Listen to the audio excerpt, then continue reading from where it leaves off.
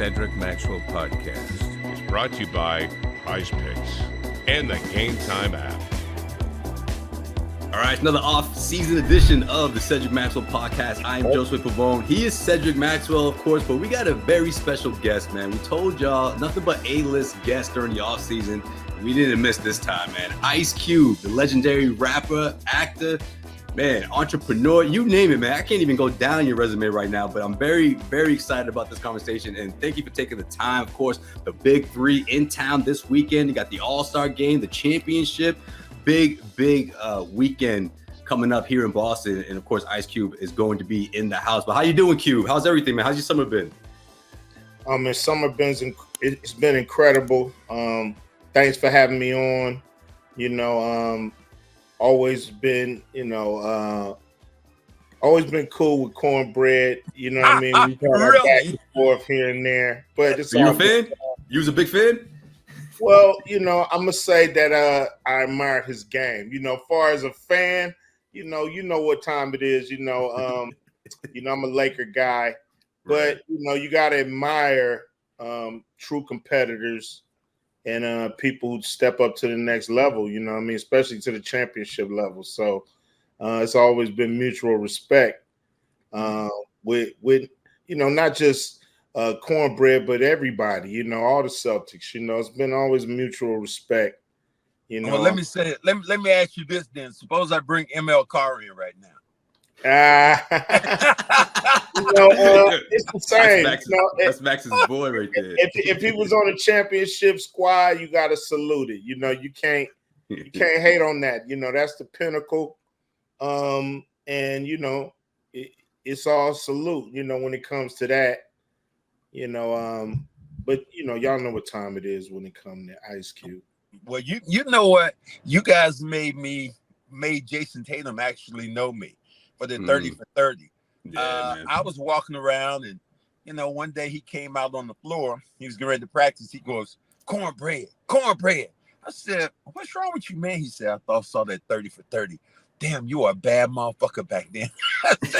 I said, that's how I get my props. 30 for 30 with Ice Cube talking shit about me, our team the whole time, hating on the Celtics.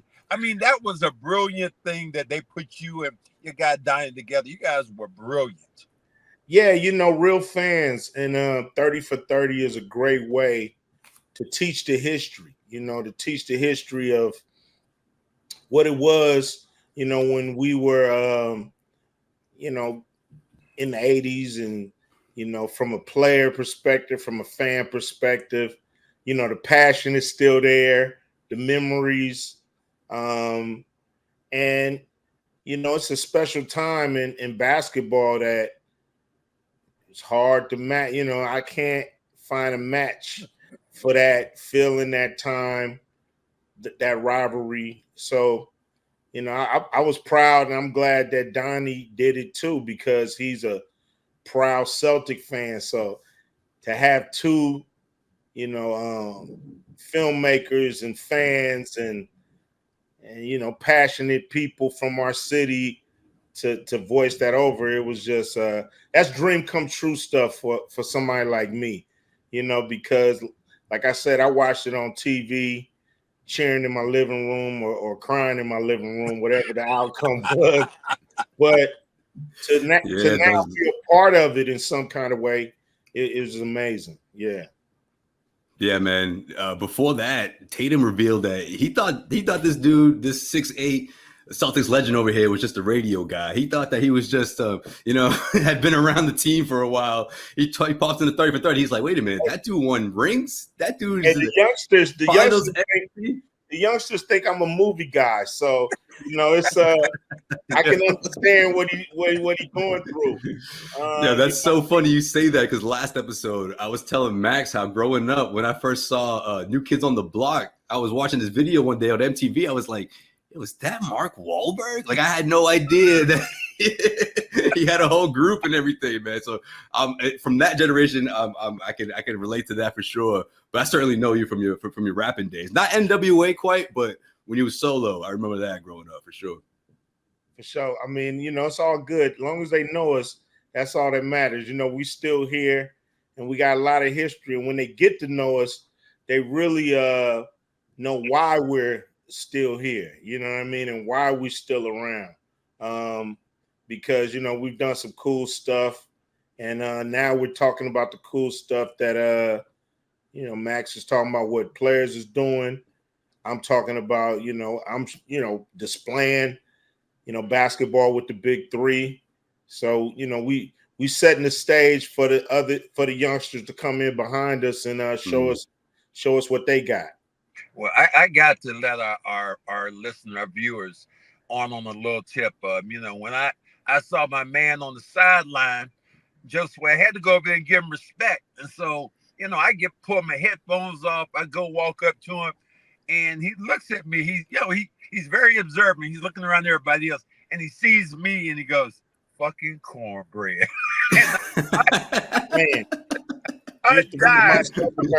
used to make my stomach hurt.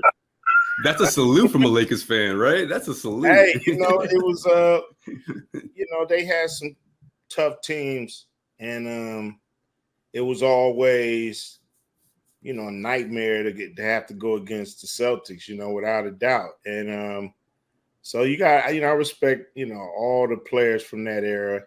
I ran into Danny Ainge, you know, a few years ago. Had to give him his respect, you know, for you know, just for being that ferocious player, for bringing out the best in the Lakers too. You know, it was the highs and lows of the 80s. I think it made it a special time for both organizations. I look at, I want to ask you, I think one of your darkest days and one of my darkest days, I want to get your perspective on it of when Kobe Bryant passed away. Because everybody, Tatum, there were people crying. How did that hit you? Where were you at when you heard the news? I mean, got to be one, man, get the hell out of here when it was telling you the story. Yeah, it reminds me of the time, you know, hearing about Magic Johnson in 91, or it was 91 or early 92. It was just, you know, back then I was on the set of Trespass with my homeboy Ice-T and Tiny Lister and Stoney Jackson. There was a few other people in that movie. And when it comes to Kobe, I was just at home. You know, it was I believe it was a Sunday.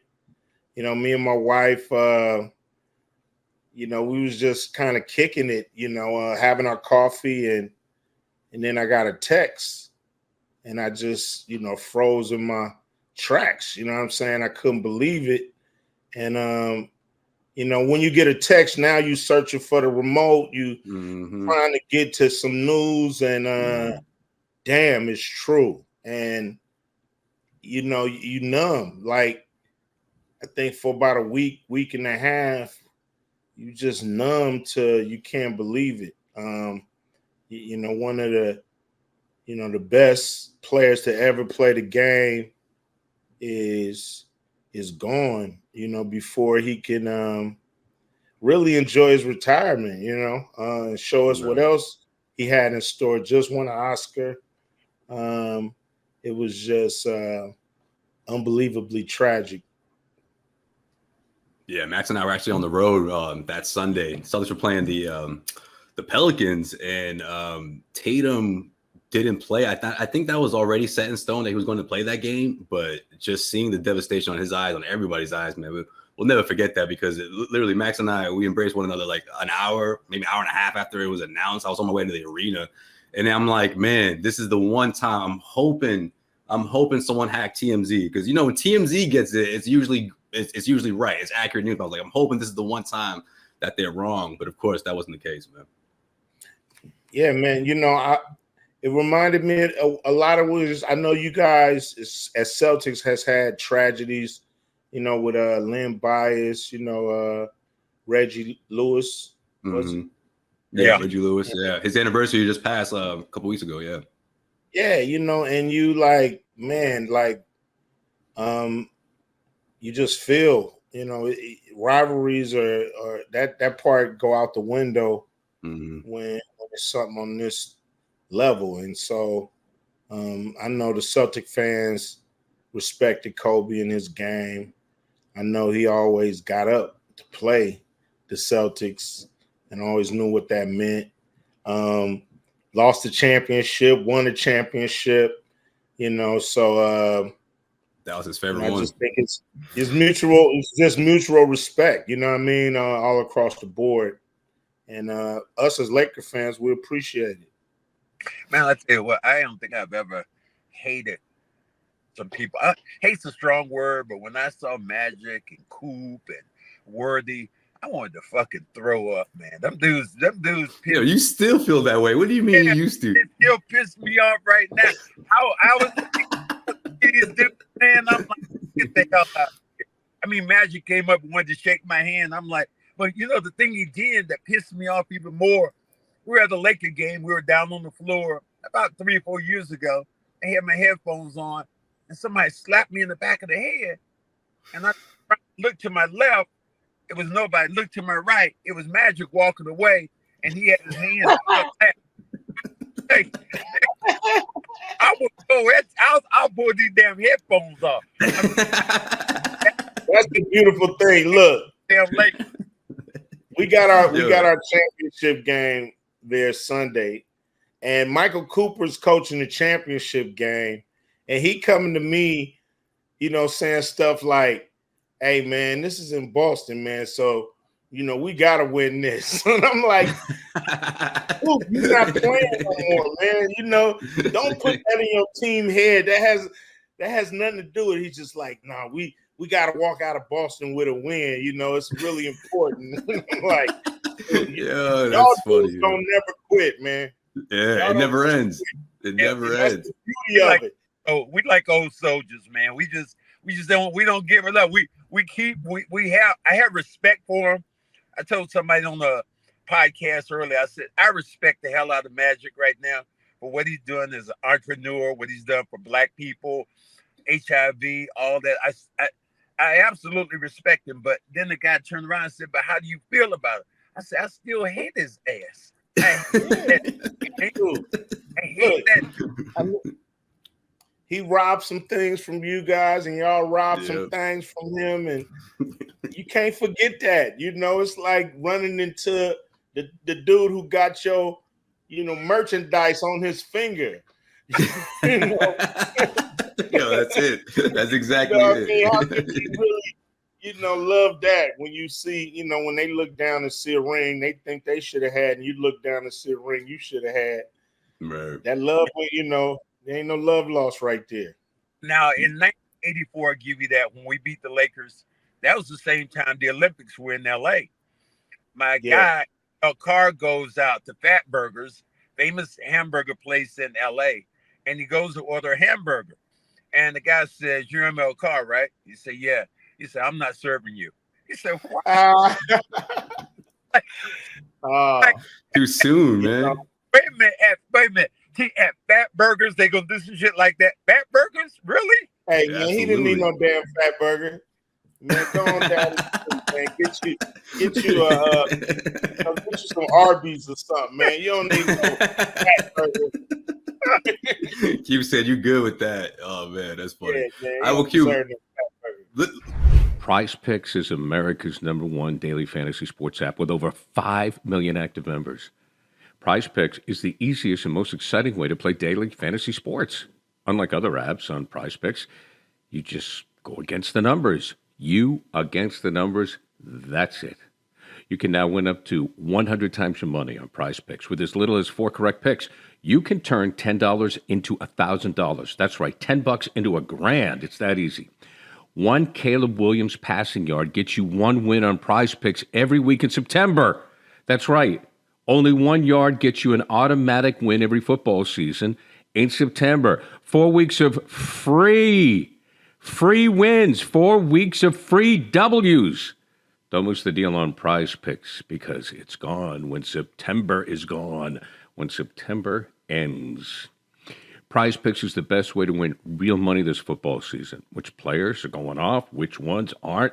Make your picks in less than 60 seconds and turn your sports opinions into real money all season long with Prize Picks. Patrick Mahomes, what do you think of this one? Patrick Mahomes for more than 4,300 passing yards. And Aaron Rodgers, listen, he has to really step it up. Aaron Rodgers for more than 3,750 passing yards. Yeah, I think both of those can happen. Download the Prize Picks app today and use code CLNS for a first deposit match of up to $100. That's code CLNS on Prize Picks for a deposit match up to $100. Prize Picks, run your game. Let's get into. We talked about what's going to happen here in Boston on Sunday, which for sure should be a lot of fun, man. Especially for the league. You know, this is the big finale here. But let's talk about what was supposed to happen, or what could have happened with, the 3-on-3, the winner of the Olympic winning Netherlands team who took the gold medal, and you presented a challenge for them to take on the champions of the Big Three, and they accepted. But of course, FIBA got involved, and now it seems like it's not going to happen. What happened there? Take me through that. Well, we saw how the USA, fared out in the Olympics, and everybody, if you even, 4 eyes, no eyes, you could see and know that we had better players that can represent the United States. And we think they in the Big Three. These guys have been playing this style of basketball for, 7-8 years. And it's like, we feel like we got the best players in the world, and it's not even close. And so after the U.S. got kicked out, we was like, yo, we want to challenge the winner. We didn't even know who the winner was going to be. And it turned out to be the Netherlands. And so we gave them a few days and then gave them a call. And they were, to their credit, they was down. They think they're going to do well against, Big Three All-Stars. And but they were worried about FIBA. FIBA had threatened them not to let them play in the EU championships, to suspend whoever played for a year. So they kind of stepped in. Then they sent us this, bullshit letter where they said, you only gave us 10 days to make this decision. We have to wait 3 weeks because of the blah, blah, blah, blah, blah, blah, blah. And right. So, that was a little out, a technicality. So today we issued another challenge. Yo, let's do it in January. Let's invite a few more of the biggest 3-on-3 teams in the world, or the best. Let's have a little tournament. Let's call it the Big Cup. Let's I like that. Back on the line. Let's put that money back on the line, and so we're gonna play our championship. We're gonna play our All-Star game on Sunday, and then we're gonna get right back at them and see if they can. What excuses will they have now? Oh, what made you come up with that concept? I mean, that's just. I mean, I played street ball all the time, played 3-on-3, but what made you think that this was going to be viable, especially commercial? And now you've kind of crossed over into a whole nother thing where people are representing you and being on TV. This is really cool. But what made you come up with that concept? Just playing, being a fan. I love basketball. I played a little organized basketball. I wish I could have played your ass back in the day when I was playing. I wish I was. Man, look, that's all right, man. I'll just shoot them jumpers, man. He ain't gonna chase you. Yeah, I ain't about nah. I know what you can do down there. I ain't about to come in that paint. But just playing. A lot of 3-on-3 in my backyard. At my house we had the court. So we had everybody in the backyard battling, and it's it's just a great game. It's a mano-a-mano game. It's a game where you have to have all skills. You can't be a specialist in 3-on-3. In 5-on-5, you could be a defensive guy, you could be a rebound guy, right. You could be a 3-point guy. But in 3-on-3, you have to be able to pass, dribble, shoot, and defend. And, man up, lock down your man, help is not coming. And so I felt like this style was there all along, like the step cousin, the 5-on-5, waiting for some shine.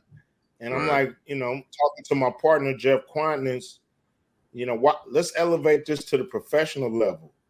And we spent a year, just figuring out what that looks like, what that feels like, what will be accepted by first, the American audience and then the world audience.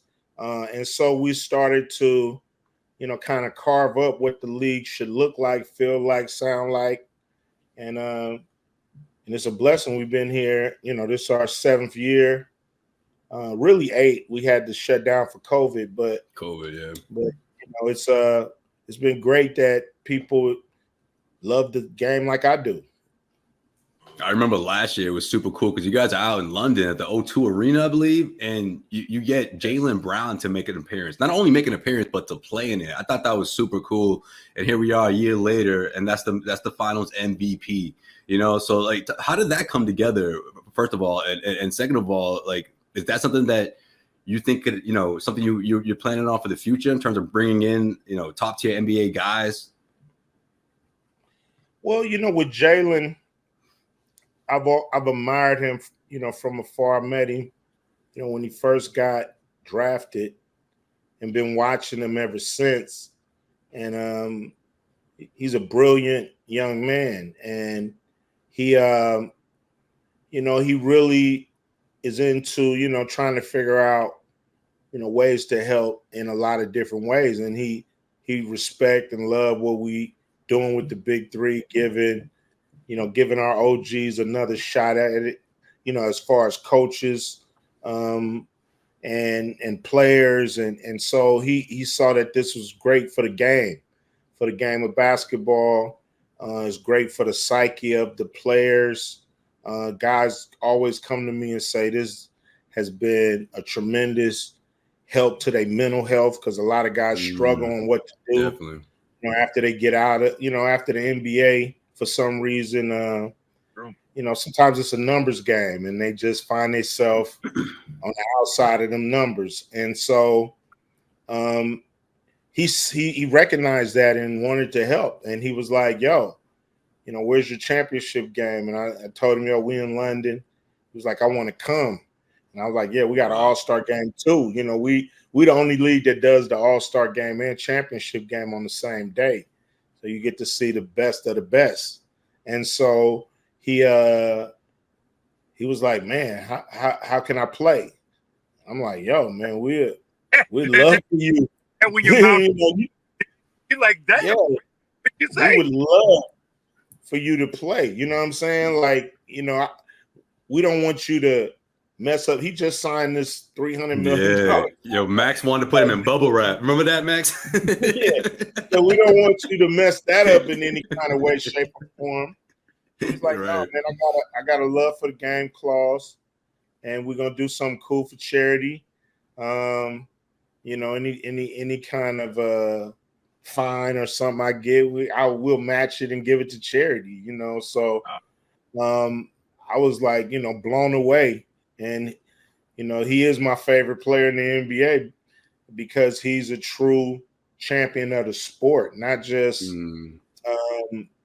not just a great player for himself or Boston or, the MVP of the finals, but he's championed the game of basketball, and we need more champions like that.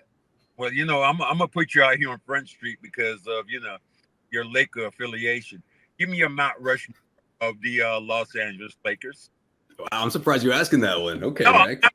I'm putting him out there because I know you're gonna leave somebody out, and I know it's gonna be James Worthy, and I'm gonna love that. Well, my Mount Rushmore got about 10 heads on it. You can't have. Can't have. Well, on the spot. Give me. Well, to me, I think if you really talk about the Lakers' success, I would have to give it to Elgin Baylor, okay, Jerry West, okay, Magic Johnson, okay, and Kobe Bryant. What? Okay. No, I like that. Wait a minute. You leaving the captain out? I'm leaving the captain out. I believe the captain needed Magic to get over the hump. Oh, now I see why Max loved this question. There you go. I do. Whoever you leave off, he's gonna get over the hump. Without Magic, they were playing tight. With Magic, they played loose, free, and won the championship. And I got to say Kobe Bryant. A 20-year Laker. I don't think nobody did it. As far as in the Laker uniform, between him and Magic, nobody did it better. Man, and so another guy you leaving out Shaquille O'Neal. Yeah, I am. Shaquille's great. Damn, Max, leave that list alone, man. He's fine. You only get 4. That's it. Right? Who would you replace on my list? Well, hold on. Since we're talking about Shaq real quick, does him leaving have something to do with it or not? I'm just curious. Yeah, it does, without a doubt. Okay, that Kobe won 5 here, Shaq won 3. Shaq didn't win without Kobe, but Kobe did win without Shaq. So I got to put Kobe on my Mount Rushmore. If I only get 4, it's Elgin Baylor, Jerry West, Magic Johnson, and Kobe Bryant. Like I don't understand the argument. Now, okay, as much as I like your list and I think it is great, I can't go away from Kobe. I can't, and damn, I want to go away from Magic, but I can't. But whatever it is, I wore number 33 in high school, and Kareem is my all-time favorite player. I did tell him that. To his face, matter of fact, the thing I told Kareem, we were on the court as early in my career. He came down, he elbowed me in the stomach. And I was like, it didn't hurt me, but it hurt my damn feelings, man. And because that was my favorite player. But I got in there because of what he's done and just how effective he's been over the years. As many times he was an all-star MVP. That one I couldn't leave out. But, I can't over-argue your list. Although I loved Elgin, I still just love the captain more. Well, Kareem was a great player. He came from Milwaukee. He came in. I don't know if he was a team player as much as Magic. And I don't know if the Lakers would have won without Magic, even with Kareem there, Norm Nixon. He had Jamal Wilkes. But I just still don't think without Magic they win. And so I got to put him above Kareem because they played in the same era. As a Laker, Mount Rushmore. Far as centers, of course, Kareem is up there.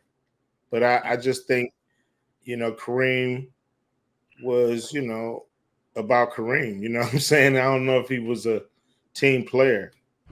There's nothing like live baseball on a hot summer day, and I can't wait for my upcoming trip to Fenway Park this month, and you could be doing the same thing thanks to GameTime. GameTime is an authorized ticket marketplace of Major League Baseball, which makes getting tickets faster and easier. Prices on the GameTime app actually go down the closer it gets to the first pitch with killer last-minute deals, all-in prices, views from your seat, and their lowest price guaranteed. GameTime takes the guesswork out of buying MLB tickets. With the All-Star game in the rear view, right now, this is the time where things start to heat up going into the playoffs this upcoming fall, and you don't want to miss out on the action. I mean, the Boston Red Sox are one of the hottest teams in the MLB right now, playing their best of the year, and you don't want to miss out. You could also get last-minute tickets, flash deals, zone deals, easy place to buy MLB tickets, and for every other kind of event in your area. This is your place to go to. Save up to 60% off buying last minute for sports, concerts, comedy, theater, you name it. Save even more with exclusive in-app deals on select seats ahead of the game or event. And also, it's the lowest price guarantee, or GameTime will credit you 110% of the difference. Your purchase is covered with the most flexible customer service policy in the ticketing industry. Take the guesswork out of buying MLB tickets with GameTime. Download the GameTime app, create an account, and use the code CLNS for $20 off your first purchase. Terms apply. Again, create an account and redeem the code CLNS for $20 off. Download GameTime today. Last-minute tickets, lowest price, guaranteed. Let me ask you this, and just to follow up that. You are a great sports fan. Give me a Mount Rushmore of sports.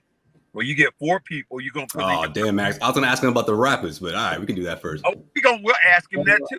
I ask him. I mean, I would put, Muhammad Ali as a boxer because he did more than fight in the ring. I think he moved society. I mean, he damn sure the first rapper in the world. Yo, for real. That's a great call. Yeah, that really embodied the bravado of a rapper. Yeah, the braggadocious. Yep, that's right. So, and he moved the needle socially.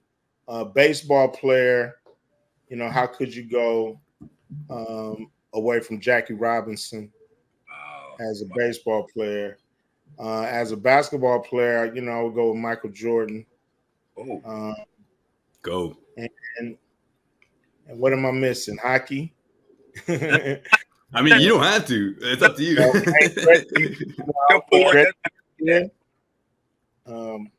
Gretzky, yeah.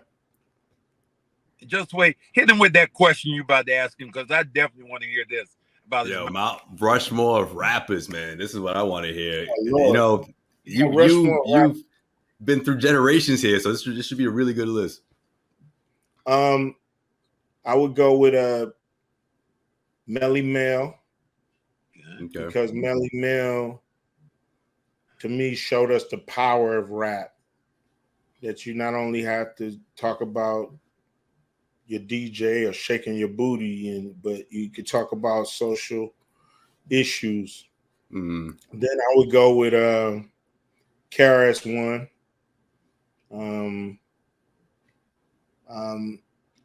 Then I would go with Chuck D. Oh man, we had him on the show last month, man. That was an incredible episode. That's big shout out to Chuck D. And then I would go with Ice-T. Ice-T, okay, West Coast rapper, is he's our Moses, so to speak. He definitely I like that. Balls for West Coast rap, so I got to put him up there. Damn, just wait. I can't believe you left out your favorite guy, E40. Yo, stop playing. Not even. E40. I walked up to E40. I met him at the game, and Josue is introducing to me. He said, "Yo, E40." I'm like, "Yo, what's up, man? Nice meeting you." And they said, "Ping pong, back at you." Yeah. Yeah. And Max is looking at me for like I'm a translator. I'm like, I don't know that lingo, man. That is not slang that I'm familiar with. Every time you talk to him, he gonna say something new, something different. You told me one time, Cube, you got it. Are you solid or you salad? I'm like, I'm solid, baby. Well, that would make some more sense, but that's funny, man. That's a funny line. So, Bodie gonna come with the lingo. I think every rapper in the game them borrowed 2 or 3 things from Fody. This is king of lingo. Yeah, this was during the NBA Finals, man. So you can imagine, on the floor out in San Francisco, Gary Payton was there. He was going to be in the building this weekend. Actually, he's, one of the coaches for the championship in the Big Three. But yeah, Max and Gary going at it, and then, well, not in a bad way, but just kind of talking about the game. And then E40 popped it. Man, it was funny, man. It was funny to see Max's reaction to that type of lingo. Man, dude, I so appreciate you coming on with us, man. It is honor. It's an honor to us, a pleasure to have you on. Absolutely. I'm definitely going to talk to my boy ML Carr and see if I can get you guys together. Sunday, man, the game, man. Your voice in the 30 for 30 when you said it, and who seals a fucking game? ML Carr, the guy I hate. Damn. Y'all talking that's shit, funny. Y'all don't understand, man. They still don't even let it go. I'm telling you, man. Y'all wasn't humble winners, man. Y'all would be man talking $1,000 worth of shit. And so, yeah, man, it was visceral, man. You know, we was like, dude, if you see ML Carr, don't give him no damn fat burger. Remember that. Yo, Q, hold on. Last one, man. I just want to get this one question in because I just think it's relevant with somewhat relevant. But look, one of my favorite stories from you is when you were telling, I think it was a podcast recently about how your son auditioned for Straight Outta Compton for your role, Straight Outta Compton, and it wasn't given to him. He had to, go to acting coaches, prepare himself for the role, go up against 5 other Ice Cubes, and of course, he eventually got it. But the reason I asked this question is because I want your take on how you feel about LeBron James, Bronny James being teammates. Of course, people calling him out, saying maybe he wasn't ready for this opportunity. He should have stayed in college or he wouldn't have been drafted as high if it wasn't for LeBron James. But my thing is, I think if he's able to put in the work, he could surprise people. But at the same time, that doesn't always happen. It doesn't always pan out. But how do you feel about it? If you're in his shoes, would you have gone down a similar route or would you have done things differently? In LeBron James's shoes, of course. In LeBron James's shoes. Yeah. I think it's ridiculous for a father not to help his son make it to the next level. Right. And in this world, you got to play with the cards that you dealt.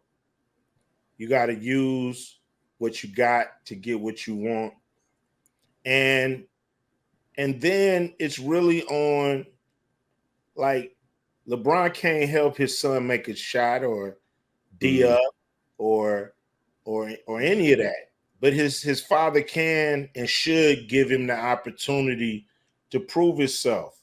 Being with his father might be the best coach on the court that he can find. You know what I'm saying? Who can really, to tell the coach, hey, he ain't ready yet. You know what I'm saying? Or come on, get in there and show me what you can do. Don't bullshit. Like, right. My son, everybody know the coach's son usually have it the hardest. They look like they getting all the play and all the attention, but you being coached 24 hours a day, damn near. You know what I'm saying? Like, Jayson Tatum talked about that. Yeah, that was tough. Coming home from school, you drilling, you more than ready because, for one, don't embarrass the name that's on the back of that jersey. And I put my son through the same thing, put him through the ringer, because if you're going to get out there, goddammit, you're going to be ready. Or you're going to come sit down with me. And you're not, and somebody else going to have a job. And that's how it should be. Not saying you should walk unqualified people in the door, through the door, and do the job for them. But, hey, man, sometimes all a person need is a shot to show you what they got. And so I salute LeBron and any father out there helping their son in any industry make it to the next level.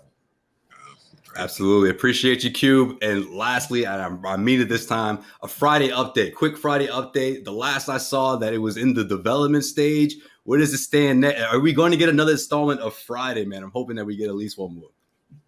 I think we are. Right now we're in contract negotiations. So okay.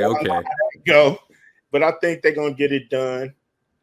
They know what I need to make sure the movie's great. That's all I care about, is making sure, the fans get what they've been waiting for. And so, that's my responsibility. So I just need everything I need to make that happen. We this close. So we're going to get it done. Oh, man. I can't wait, man. Cube, once again, I appreciate you coming on the show. Cedric Maxwell Podcast. When I saw you at TD Garden that night, man, I don't know, Max, if you remember this story, but my phone screen was all cracked up, and I'm thinking to myself, man, this dude was probably thinking to himself, man, who's this dude giving me this phone all cracked up? I got my fingers scratched up, but I appreciate you responding to me, man. Anytime, man. Don't worry about it. Y'all more than welcome to the games on Sunday, and anytime you need me, hit me up. Sounds good, man. All right, Cedric Maxwell, looked like his laptop was dying there. So for Cedric Maxwell, I'm Josue Pavon. He is Ice Cube, and we'll see you guys next week, man. Thanks for tuning in. Later.